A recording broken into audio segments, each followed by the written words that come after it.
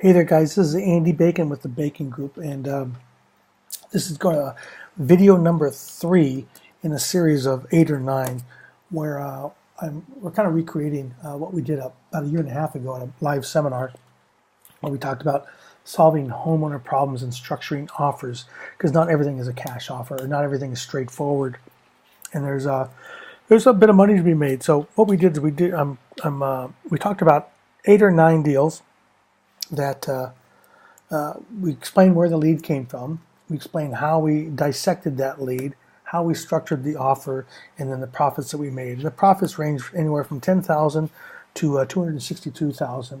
I know that sounds nuts, but it can be done. Anyway, if you're just finding this third video for the first time, you may want to go back to video number 1 and start there. Okay? But in saying that, I'm going to blast through until we get to the third one through this PowerPoint and not waste any of your time. So let's find one. There we go. Okay. So this one was a double close where we made $18,900. Okay. This one is actually a cash offer. I just wanted to explain, because sometimes when we talk about double closes, there's 2 distinct differences in my opinion. I want to explain that a little bit. Anyway, so this one was a direct mail. So we sent a postcard, yellow postcard with our little pigs on it, say, hey, we buy houses all cash. Nothing fancy except we have pigs on ours, so they remember it. Okay, so the details of this, a guy who was ready to retire, him and his wife, and they were getting close to retirement, and they've got a tenant in a property, and it's they're constantly late with the rent. And he's getting close to retirement, so he's starting to hate his job. He works for the water utility, local water utility. So he's starting to get a little grumpy. So he's getting he's just getting tired. Okay, tired of being a landlord, and plus he could use some money. They planned on selling the property, taking the proceeds, and paying off their existing loan and whatever was left over, fixing up their own house where they lived, and maybe taking a vacation upon his retirement, which was right around the corner. Okay. So anyway, the repair cost on this thing was $10,000 for if we were going to rent it, and about $30,000 depending on what you're going to do for a flip. Okay, so on the phone, we got him down, and what we do is we go through a series of questions with somebody on the phone, and the last question is always going to be, well, if I pay it all cash, closed on the within a week or 2, or on your timing, what is the least you would take? And so the answer to that question was $175,000. I take it back. He initially came through our conversation. He got to 175. We asked him the magic question, and then we don't say anything. We just keep silent. And he finally hims and haws and back and forth, and he came out with 160. Okay, so we had a contract over the phone at 160. And so I went and met him at the property, looked at the property, and got that property down to 153,840. So that's what we signed a contract. Okay.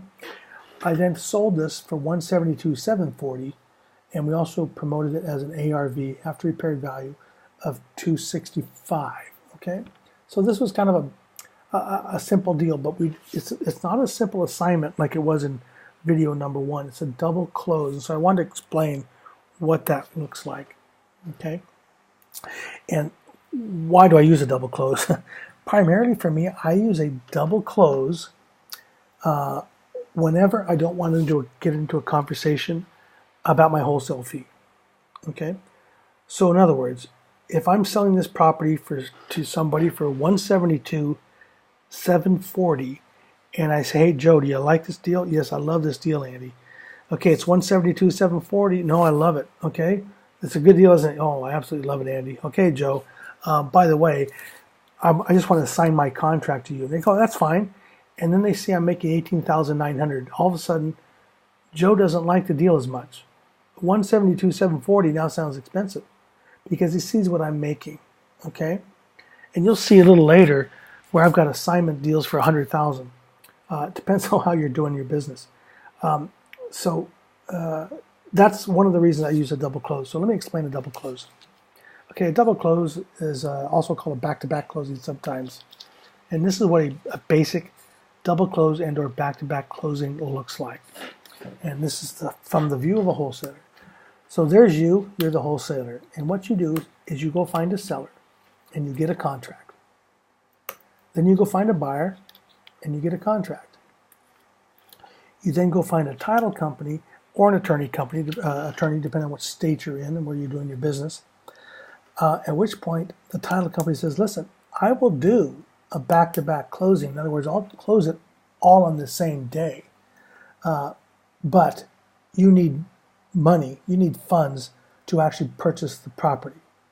So a lot of times we go to a hard money lender and borrow the money for a day. And there's companies out there that specialize that, and we call it flash cash.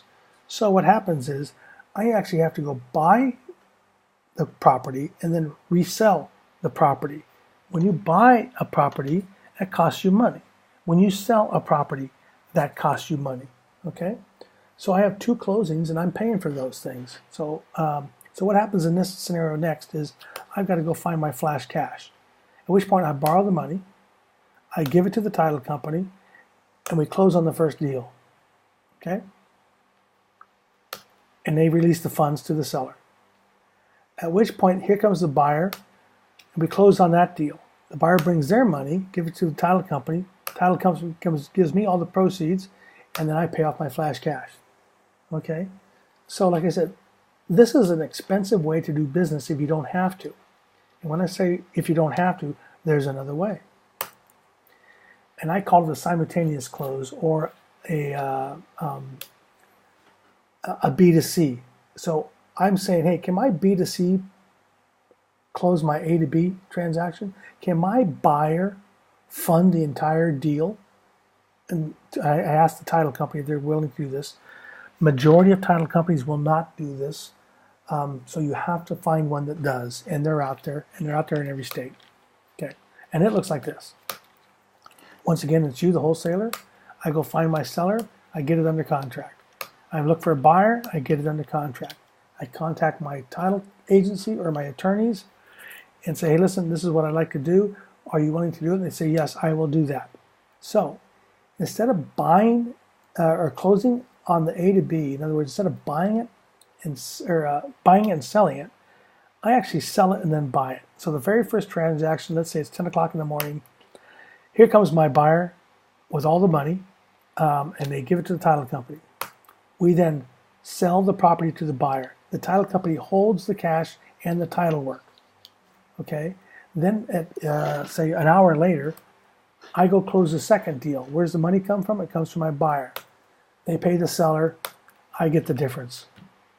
That's how it works. We call it, when you're talking to a title company attorneys, in an A to B and a B to C closing, in other words, seller, wholesaler, buyer, will you allow my buyer to fund the entire transaction? Can we sell it before we buy it? Okay? Anyway, that concludes video number 3. I just wanted to bring that up. And so we will march over to video 4 now. I hope that helps. And have a great day, guys.